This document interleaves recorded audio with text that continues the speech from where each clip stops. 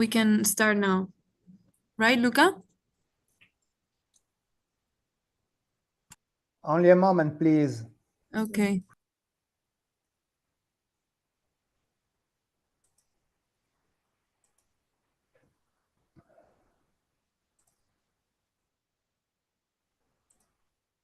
All right.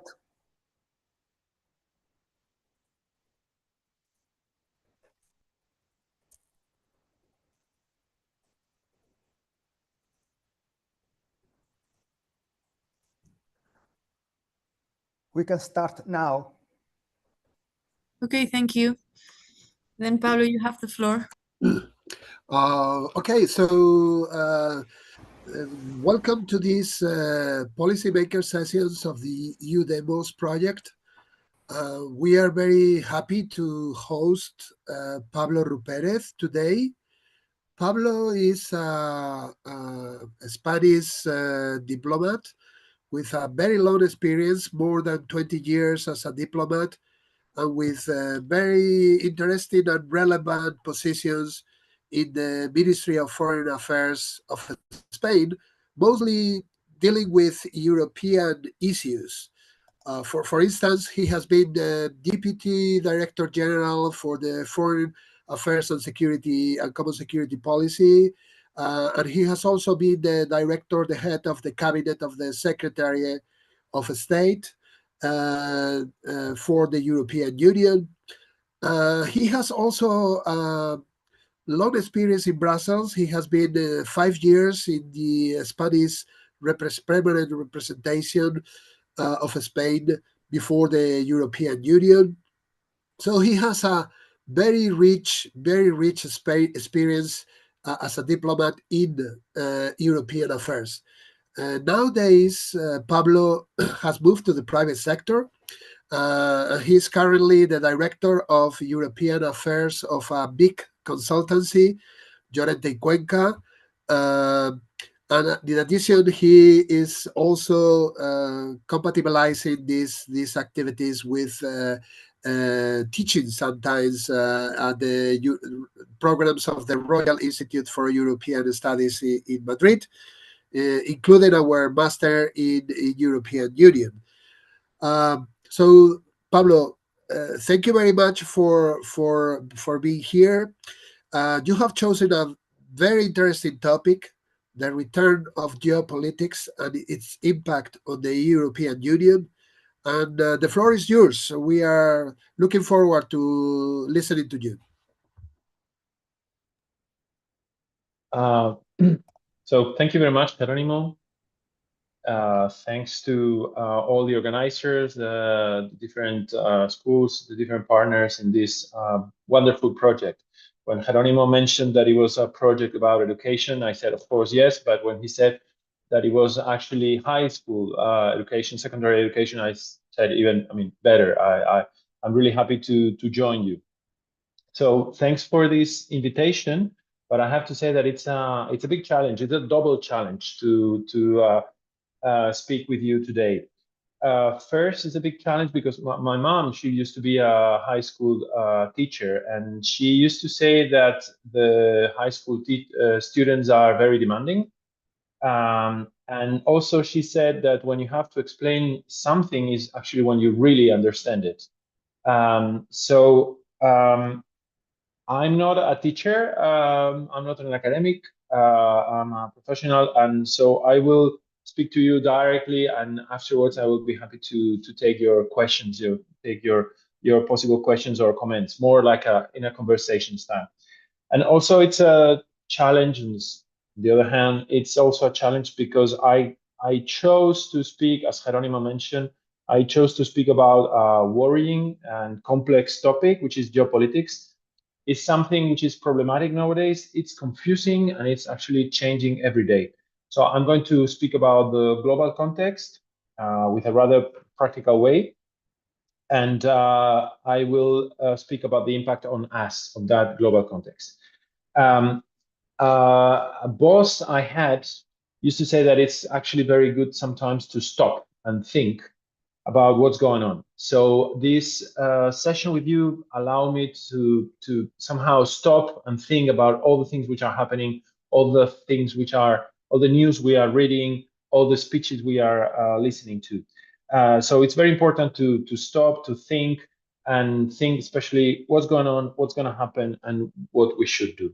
So today I want to think with you or speak about the geopolitical moment in a special way. I'm going to take off speaking about Europe, then I'm going to fly over the global context, and then I want to end up landing on you, thinking about high school students from all around Europe and what would be my main messages to you, my main conclusions, my main maybe recommendations or pieces of advice.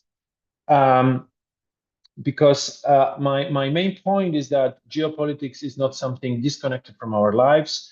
It's actually something that has a direct impact on our lives. So the better we understand the current geopolitical situation, the better we're going to understand our world, and we will be more robust, we will be more free, we will be better citizens, and we will be more resistant to propaganda, disinformation, which are a big problem for everybody, and especially I think for young people.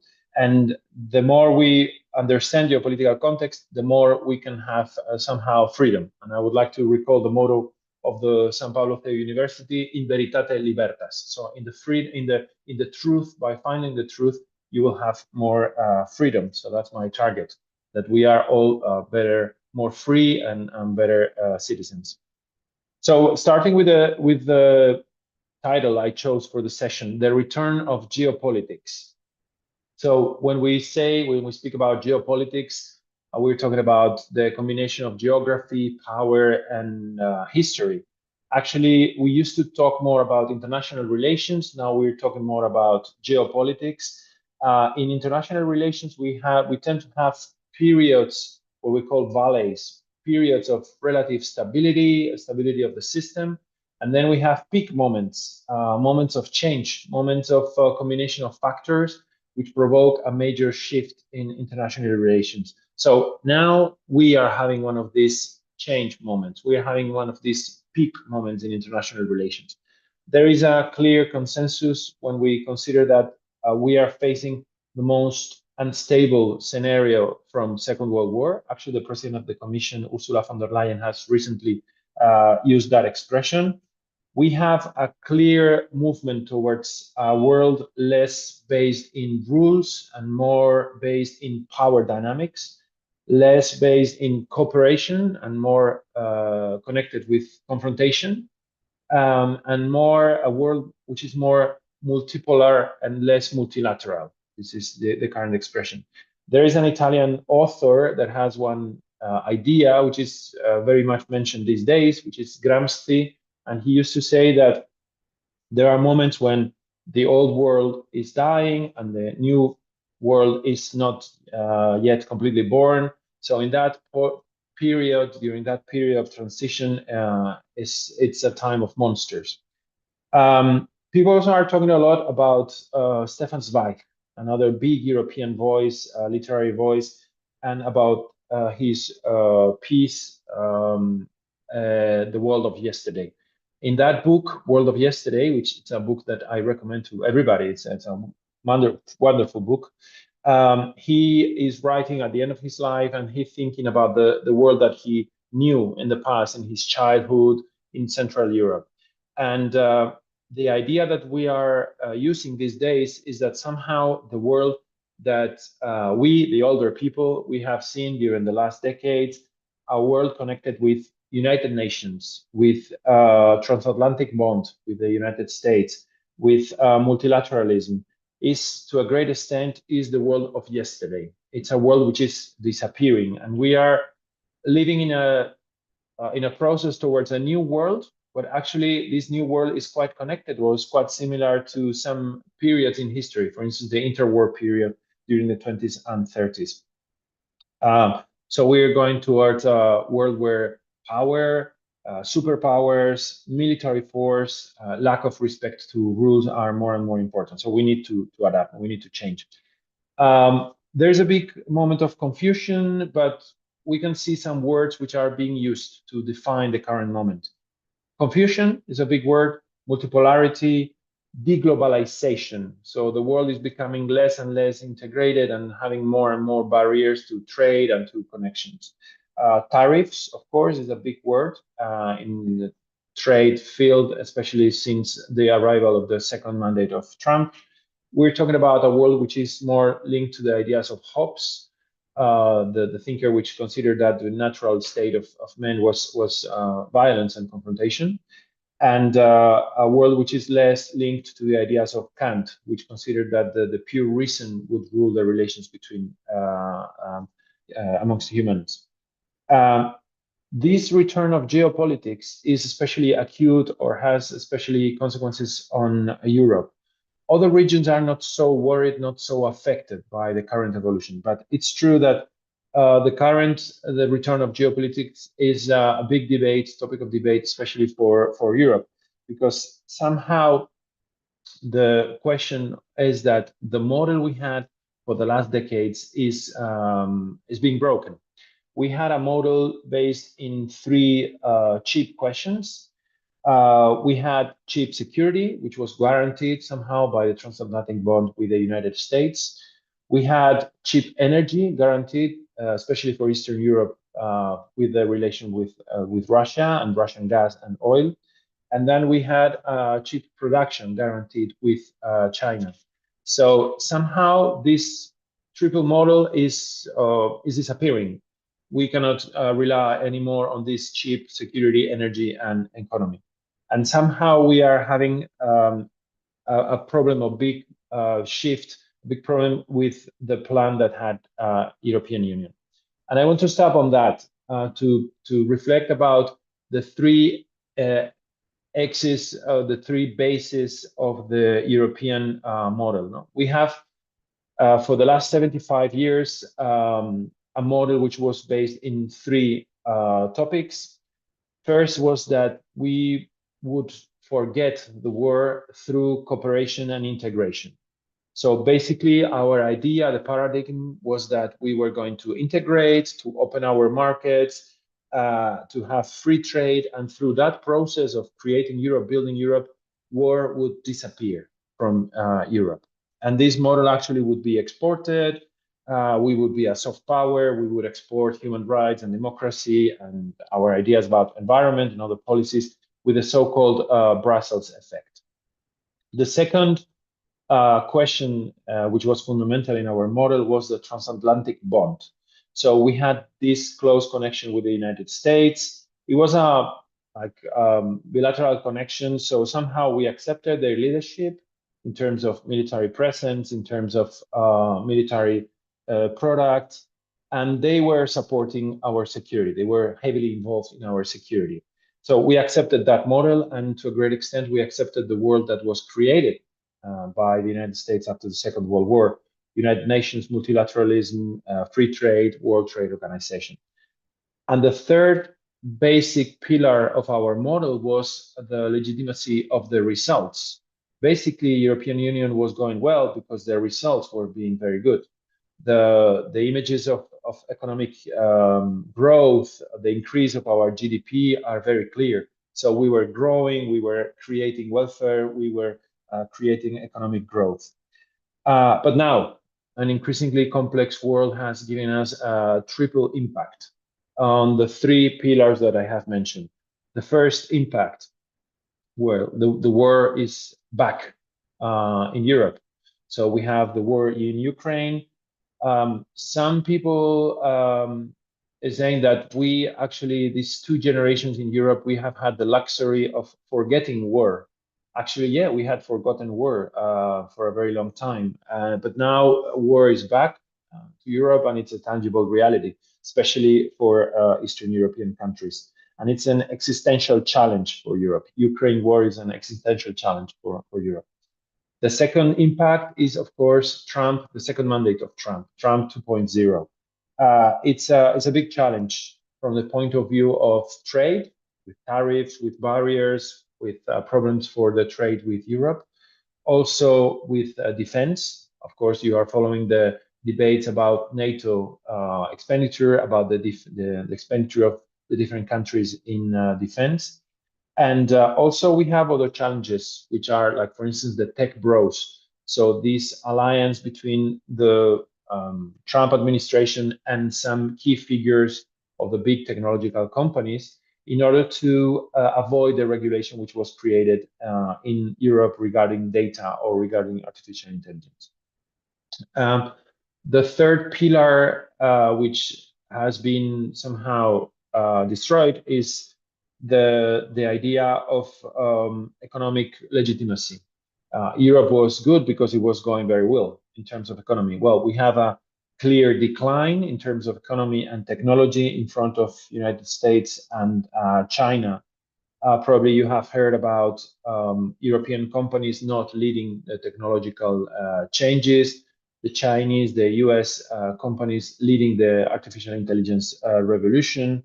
So these three problems, security with Ukraine, also Trump with the question of the relation with the transatlantic bond, and also the question of economy, they are provoking that now Europe is in a moment of mutation. And I want to use that word, mutation. It's really mutating in order to change. We are changing priorities, policies, legislation, and funds in order to react. I like the idea that somehow Europe is overdiagnosed. So we have very clearly detected our problem. We have had a lot of diagnosis, and actually we are somehow overdiagnosed. But now we have to turn into action. What is clear in this diagnosis, in this analysis of the problems, is that the two most important words now for Europe, for the mutation of Europe, are security and competitiveness. So I want to stop on these two words and analyze them. So security and competitiveness are the two most important words in Brussels these days. Also simplification, it's a word which is everywhere these days. But security, yeah, we are living a complete change in terms of security. We have a defense industry commissioner. We're having a defense committee in the European Parliament. We have plans of increasing the money we spend in defense. We have plans, and especially we have a new vision of security. A few decades ago, we had rather a vision of security of extending or projecting our stability. So we were talking about rather about blue helmets from the United Nations to extend our security and our stability to other regions. But now really we're talking about defending our borders and defending our economy and then defending our model of society. So we have somehow to be able to provide security in front of threats like Russia, but also there are other threats, and also to work on our security in front of the end of the guarantees of security which were provided by the United States. And this is very important. When we talk about security, we're not just talking about tanks or ammunition. We're talking about many other things. For instance, economic security. We're talking about the supply of critical raw materials. We're talking about having energy, having medicines, having basic food, or protecting our infrastructure, protecting our cybersecurity, or protecting our technological security. The other key word now is competitiveness.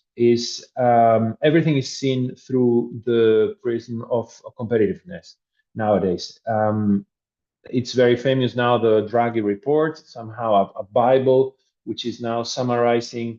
It's a report made under the leadership of a key figure, Mario Draghi, a key European political figure, I would say.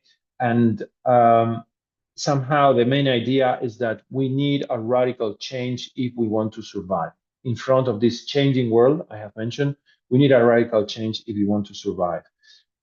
We especially have to deepen our union, our internal market, and close a technological breach, the technological gap with the United States.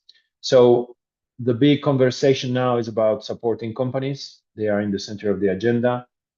supporting industry, innovation, giving a big boost to, of course, simplification, and having also foreign policy and trade policy more assertive, more active. For instance, looking for new partners around the world. This is very important for Spain because one of the clear new partners that we could have is Southern America. As you can imagine, for us, Southern America is a key question. Actually, they are our brothers. So we, of course, from Spain, we support the idea of deepening the relation.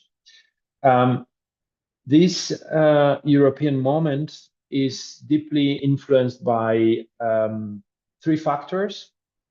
Two are internal factors, and the third one is it's an international factor. These two internal factors, one, of course, is the problems or the crisis of the Franco-German axis. As you know, in the history of the European project, the axis or the connection between France and Germany has always been extremely important. Due to internal political crisis and also to somehow the problems in their relation, we have seen how this Franco-German axis has been weakened for the last years. It's very important that there is a recovery of the strength of this axis in order to advance. And also we have had a change in the political map of Europe with two sliding movements. One is a slide towards the right. So the right parties, the right forces, the right governments are more present in the council, and also they have a bigger presence in the European Parliament. And also there is a political shift towards the East. There is a greater political attention focused now on the East because, of course, of the Ukraine war, because of also of the debates about enlargement, and of course, because of the increasing presence of the Eastern European countries which joined the European Union in 2004. And the third context, I took off in Europe. Now I'm going to fly over the global context. The third factor which is key for Europe is the global context, the somehow complicated global context. I like a sentence from Tom Peters, from an American expert, which says that if you're not confused, maybe you're not paying sufficient attention. So somehow it's natural to be confused because actually there's a big moment of change. We had already some movements, increasing barriers for trade, increasing multipolarity, shift of attention towards Asia, but somehow the arrival of Trump 2.0, the second mandate of Trump, has accelerated all these dynamics. Now, if you ask me about the two most important questions, really the two questions where you should pay attention or where you maybe could write a piece or an essay or do some work, some research, I would say that the first big topic in the global context is the new Cold War, and the second is the Global South. So the new Cold War, we're talking about somehow rivalry or attention between the US and China, which somehow we could consider as a second Cold War or a new Cold War. Thinking about the old Cold War that we had between Russia or Soviet Union and the United States from the 40s to the end of the 80s. So we have the United States and their allies on the one hand. On the other hand, China with Russia, of course, and other allies. And then somehow in the middle, we have a non-aligned world or multi-aligned world. The big gray rhinoceros, using an expression that I like. No, people talk about a black swan, something unexpected as the COVID crisis, but other authors talk about the gray rhinoceros. Gray rhinoceros is somehow something big, something that you can see, and something which is clearly coming towards you in terms of history. So the gray rhinoceros in our days, for me, is the tension between the United States and China. So we have trade tensions, we have political tensions, we have military tensions.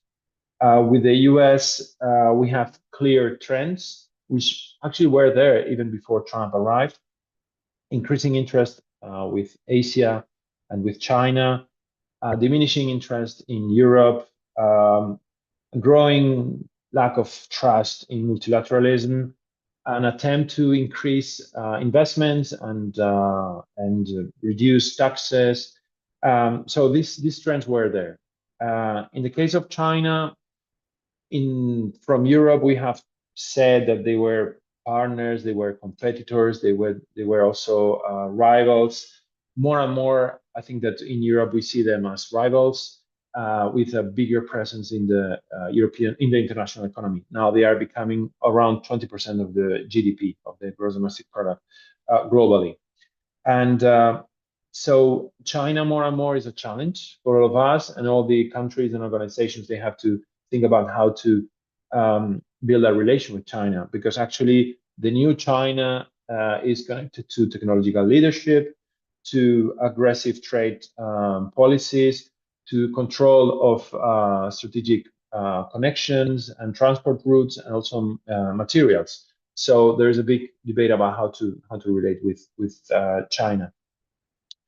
Talking about US and China, we have different fronts.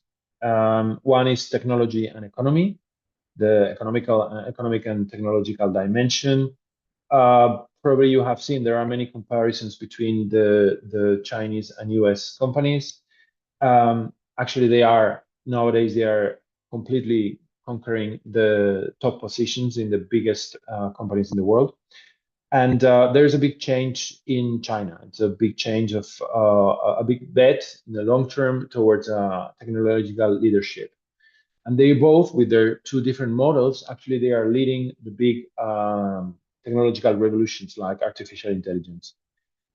One key question in this tension between US and China and this new Cold War is Taiwan. Of course, what happens with Ukraine can set precedents to Taiwan. Taiwan is probably the forefront of the tension between US and China, and will be for the next few years. The other, I have spoken about US and China as the new Cold War. The other big question is the global South, or the plural South, as some people prefer to call it. So what's happening with a group of countries? I'm thinking about India or South Africa or Turkey or Indonesia or Brazil, which are very big countries, very important countries, and somehow are in the middle. So we are seeing a change of structures in the world globally, and a change in the international system. And there is a big debate about which role these countries are going to take. Some people say that actually we are seeing a rebirth of the non-aligned movement, a movement of countries that we had during last century, especially in the 50s, 60s, and 70s, countries which basically did not want to be in none of the two blocks that were existing. But I prefer the idea that actually we are having a moment of multi-alignment. So these countries, for instance, India, they are preferring to have a position where they can align in some topics with China, they can align with some topics with the US, they can cooperate with both sides or with the European Union. So they don't like the traditional order, but somehow they are open to cooperate with US, with China, with Europe in a kind of multi-alignment position. So to summarize, in terms of global context, what we see is that we're going towards a collision between two big blocks, US and China, and they are creating kind of new Cold War.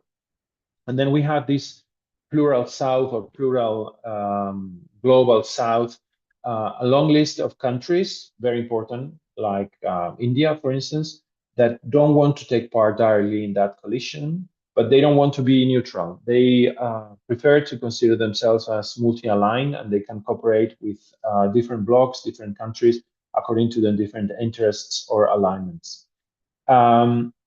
So somehow Europe is in the middle of this big shift in international relations, and somehow has to find a place in the sun, a place in this situation. So after talking about Europe, after talking about the global context, I want to land on you, high school students from all around Europe.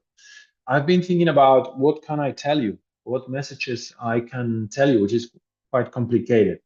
So my main message maybe would be that you have to accept change. Change is coming. We are going to see big changes. For instance, in security, in defense industry, we will have to build more and work more on our security and our defense and our armies. We are going to see changes in international relations with more, let's say, international relations more based in interests and coalition of the willing, and less based in the traditional multilateral systems that we have seen, like organizations like the United Nations or World Trade Organization. We are going to see major changes also in terms of technology. Especially, I want to underline the importance of artificial intelligence revolution. People are saying that actually artificial intelligence isn't the new Manhattan Project. Probably you have seen that movie Oppenheimer, or you know the Manhattan Project, the big research project led by the United States Army during the Second World War to create the first nuclear bomb. So somehow artificial intelligence is a new Manhattan Project in the sense that it's a technological change, but this technological change can create a big change in international relations and can force the creation of new structures, new organizations. Actually, in United Nations recently, in September, we have had the first international conference about the governance of artificial intelligence. So embrace the change. Change is going to be the new normal. We're going to have changes in rules, tariffs, incredible news, reconfiguration of relations. So actually, another idea I wanted to throw to you is that I don't exactly like the word uncertainty. People are saying like we have uncertainty now, and it's like, okay, we have uncertainty, so I don't understand what's going to happen. So just take it, relax. So I don't think it's exactly uncertainty. I think that if you study, if you read history, if you follow some reliable media, not any media, not strange TikTok influencers, you can understand the big, deep streams, the big evolutions, the big things which are going to take place, the big gray rhinoceros. So you can somehow anticipate, avoid problems, and understand what's going to happen. So we are, it's true, we are in a moment of change of international relations, in a moment of acceleration of news, but some big trends, like for instance, the tension between the United States and Russia, the approach of Russia towards the relation with Europe, the problems for the European reaction are clear, are trends that we can see. So I think it's very important to understand the world, not to get angry with the world, to get angry with the news. Read history, study, and read, and somehow read history in order to understand better the world and understand better Europe, because somehow you're the generation that will have to react to those changes and build the Europe of the future. And with that, I want to conclude with one idea. Actually, I want to end with an optimistic idea. The European Union has been the most successful project during the last 75 years in terms of peace, in terms of democracy, in terms of welfare, in terms of freedom. I want to recall that, for instance, my parents lived in a dictatorship after a big and dramatic civil war, and they could not vote freely until they were 32 years old, and they could not travel freely around Europe. So somehow, thanks to their work, the work of that generation that created the European Union and the generations that they came afterwards, now you are living in an open Europe where you can travel freely, you can communicate freely, you can express yourselves freely, and that's very important. We are only 6% of the world population, but we have created 20% of the world GDP. So we have created a lot of growth, a lot of welfare, and especially a unique combination of freedom, welfare, and democracy. It's true that we have had a lot of crises during the last years, the Euro crisis, the refugees crisis, Brexit, COVID, Ukraine, and the arrival of the second mandate of Trump. And it's true that we have a very complicated world moment now. It's directly having an impact on us. It's true also that some questions which were key to us, like openness, like multilateralism, like international law, these were key elements of our model, and now somehow they are in doubt. They are not disappearing, but they are under heavy fire from many angles. The former Spanish Minister of Foreign Affairs and High Representative of the European Union for Foreign Affairs, Josep Borrell, said that somehow we are herbivores in a world of carnivores. So somehow we have to accept, we have to change, we have to learn the language of power. That's another expression that he used to say. So the big challenge for us and the big challenge for you actually is change and reform. It's an existential challenge. If we cannot change, we cannot guarantee the viability. But somehow my main message to you is that we have to work on our security, we have to work on our competitiveness, we have to reform and improve the European Union especially to make it still a viable model where we can live according to our values. And I want to end up with the idea of values, freedom, democracy, equality, and respect for human rights. We have to reduce our dependencies in terms of security, of energy, and so on. But I want to end up with that idea. We have had 75 years of success despite the crisis. So in your case, to your generation, you will be responsible for another push, for another boost to the European Union in terms of reforms, security, growth, freedoms, but especially to make us able to keep on living according to our values of freedom, of democracy, on human rights. So I just want to finish asking you for your support, for your work in the future to keep on supporting that European project and that European dream that has been so important for our society. Thank you. And I would stop there. I'm very open, of course, to any comment or question from the four corners of Europe or for any country or school. Thank you very much, Pablo. It has been a great talk. And I think you have to be grateful as well that you have focused very well the target and the students. The students can put their questions or their comments on the chat. They can also directly intervene if I'm not wrong. So until they put some questions, I encourage them to do it. Let me ask you tackle a couple of questions regarding your diagnosis of the situation. You said that, I mean, we are moving towards a world without rules. I wonder whether it's a world without rules or a world with new rules. For some, I mean, this is something that concerns a lot professors of international law, of course.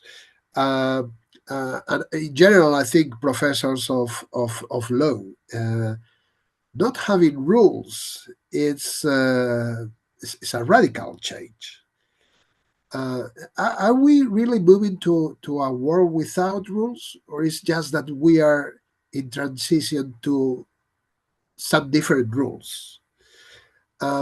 This is one of the very interesting questions that we can talk about. And the other is, I mean, multilateralism is now weak. There we have different options until we can recover multilateralism. We have possibilities of regionalism. We have possibilities of bilateralism to maintain that international cooperation. And of course, also to reinforce the possibility of unilateralism taking into account that we have to defend ourselves. And this might also promote international cooperation in the future. So these are the two topics. How do you see them? Yeah, thank you very much, Geronimo. Thanks for allowing me to maybe clarify about maybe a bit what I tried to transmit. I don't think that we are going towards a world without rules, 100% without rules. Actually, I think the conversation rather is, or the consensus is that we are going to a world towards a world where the rules that had been used for the last decades are somehow being weakened. And you can think about rules, but also you can think about organizations.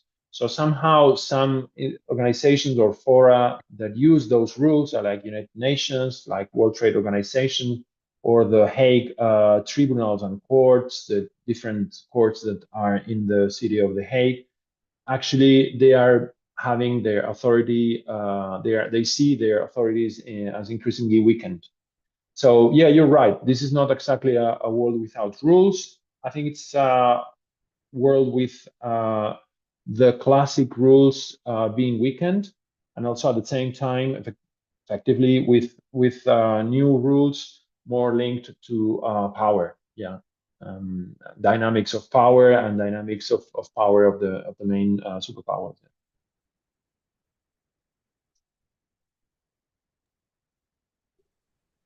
I don't see questions in the chat.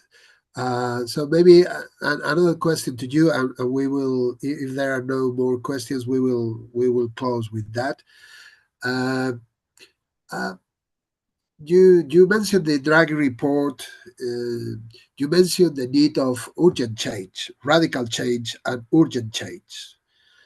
And I think there is a great consensus on that message. Do you think that the union is uh, acting on that sufficiently quick? Um, what can we say after 1 year of the Draghi report? What can we say? I mean, this is something that if we all agree on that, what's the problem not to be Mhm. quicker? And how do you see that we can face these problems of governance within the union?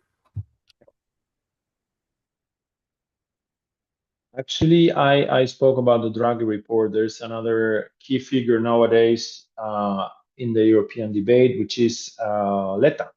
So we have very prominent. I think Italy is really contributing with key political figures and key intellectual figures to the European debates. So Letta has a very funny expression in his report and also in a book that he has published, is that actually in Europe there are two types of countries: the countries which are small and the countries that still have not realized that they are small. So we are all small countries, and really we have to cooperate and create a bigger. We have to develop our biggest asset, which is the internal market. So yeah, as you said, unfortunately, I think there is an agreement. There is a clear agreement that the Draghi and the most important voice nowadays in Europe, that we have a clear diagnosis. We are overdiagnosed, as I said, but still the reaction is being slow and not sufficient. Why? Well, you have two questions. Well, of course, it's very complicated to agree with 27 different countries, and also traditionally the European way of taking decisions is slow. So yeah, unfortunately, we are not yet acting with a sufficient speed. So we need to work more on advancements and reforms. One very clear, I think, very clear field where we could advance is simplification, for instance, is regulatory simplification, making more simple the regulation for European companies and make it easier to compete with the big US and China companies. So that's a specific bill way or field where we could advance. There are others, of course, no? But I think it's a good example of the need to especially to connect the big political speeches with the practical steps being taken by the work committees and the working levels in Brussels. But yeah, we have to work on it. Well, thank you very much. We don't have questions from the audience, so we close the session here, and we are very grateful, Pablo. Thank you very much. Thanks to you. It's my pleasure. They told me that I wouldn't see anybody, but actually there are a lot of people behind the wall. So I'm sure we have a lot of people around. So my message would be basically, I want to end up with an optimistic message. We have a lot to do, a lot to work, but we have to do it together in a European way. And somehow I want to end there. I loved when, Jerónimo, when you proposed me this idea, I was talking about Europe. I was talking to European people all around the continent, and it was especially targeted to the high school people, which are really the future of Europe. So, of course, I'm very happy to have had this opportunity of speaking to you and sending my ideas. Thank you. Very interesting ideas. Thank you very much. Thank you. Thank Ciao, you. arrivederci, grazie, adios. Ciao. Bye-bye. Bye, Ciao. merci Ciao, beaucoup, à la arrivederci. prochaine. Ciao. Thank you very much. Thank you.